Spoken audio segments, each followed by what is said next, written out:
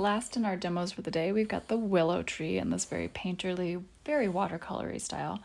I'm going to start by underpainting the yellows and the purples that you can see sort of showing through in your original reference image. I've also got my paper tilted up so the top half of it is quite a bit off the table to help encourage all dripping in downward motion, which you can kind of see how it's pooling towards the bottom of the drips. That's because I've actually propped it up, so you can do that with your board as well. And I'm thinking of the light as coming from kind of the left and above. That's where we want to focus our warmth of this yellow, versus the purples are more coming straight up from the bottom. I'm sorry, everything's at an angle today. That's just how it fit on my table. So I'm using a bit of an ochre. It's not a bright yellow, it's a bit muddier, but you certainly could go a little brighter. Depends on your color palette for your rest of your light and the composition of your painting.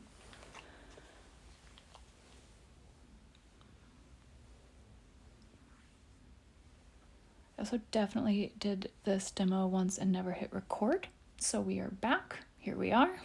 We will do it again. It's a little faster. It's fine. I'm also adding a bit of some line work with a burnt sienna. Remember that as we're working with these tendrils of the leaves and the branches, it's sort of like how you did your copy project at the beginning of the quarter.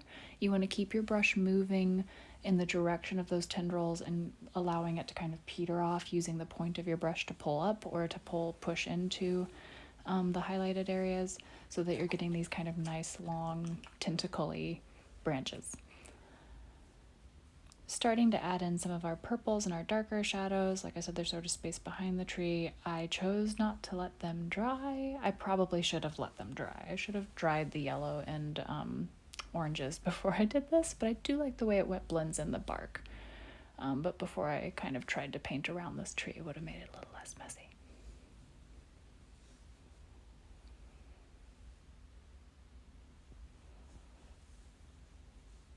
So you can see I've drawn the branches as they come up and out of the tree in these kind of clumps. They're almost like balls of clumps. If you can think of them that way while you're painting them, it helps to know where to put shadows and highlights.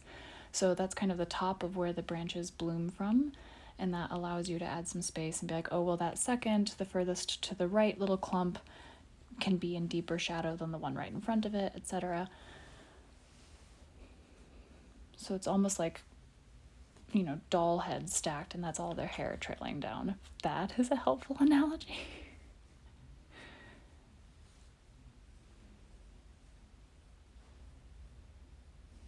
I'm using a deeper kind of indigo-y, purpley blue to add even more depth to these shadows. I want them to sit underneath the rest of the painting because there's much less saturation. All layers after this are fairly translucent, so by painting the shadows first, I'm hoping they'll get a little bit more integrated into the overall piece and not feel like they're sitting on the top.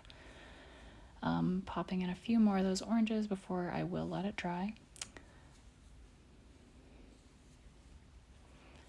Alright, and then once it's dried, it looks like this. Some arrows to remind me of where my light placement might be.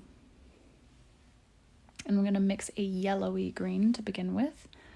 And that sort of blooms on the right-hand side, sort of the shaping of the green of the right-hand side of your clumps in your research image. And I'm just using it thin wash, more the side of my brush. I'm not as worried about the tendrils right now to kind of tone everything. And then I'm mixing a bluer green, and that works from the left-hand side.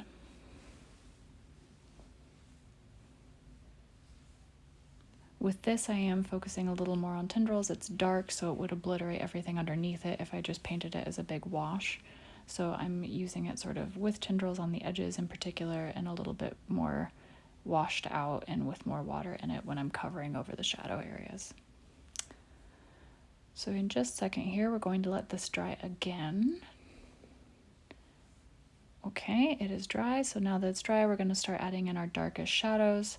I saw these little branch tips poking through the tops of the clumps that were in your research image. That's kind of fun, so we're going to add a few in. I have a very, very saturated purple blue right now that I'm using for that to pick up the shadows that we're using in the bottom half of the tree. And then we're going to bump some of those a little bit more. Shadows, it always is a little bit of a balancing game. They dry lighter than you think they're going to.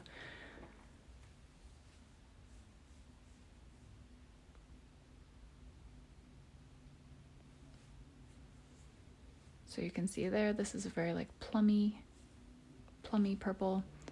It has quite a bit of red in it, which is helping us get this darkness and to mute down the blue so it's not bright.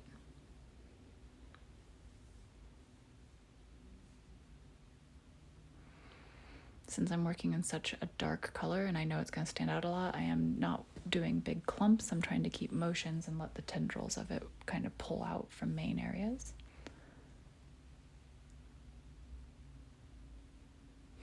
Real quick, sometimes I get distracted and need to put a shadow under the tree. A little bit of using that purple to shape, and the purple mixed over the orange kind of mutes down on its own, so that creates a nice shadow, fairly neutral shadow for the trunk of the tree.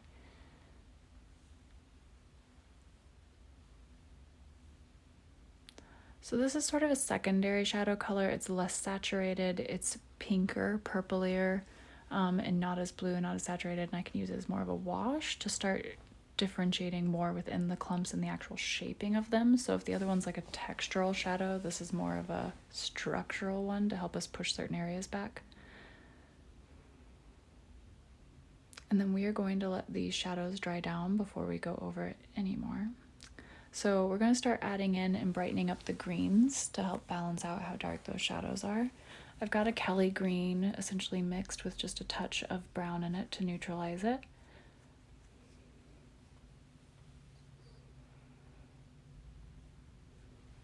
The more saturated we get, the more we focus on tendrils and less on washes. You can kind of see how they're adding shape into things here. And how those like little shadows, like that very faint purple shadow up at the top, helps to shape how that clump is sitting behind the one in front of it. And then I'm mixing a very pale yellow green and using that to help add a little brightness into those yellows that got a little muddy and a little lost as we were working.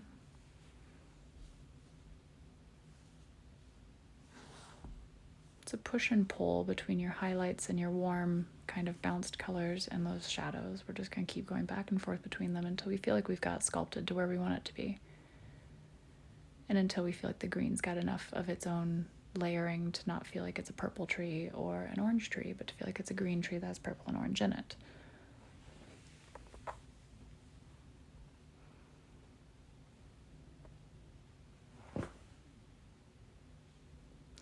But finally, I'm using like the very tip of my brush, the very point of it, to add just a few very specific line works, especially around the outside and in the bottom tendrils and as it shapes around the edge. But otherwise, we're going to call it done. I hope that helps, and good luck.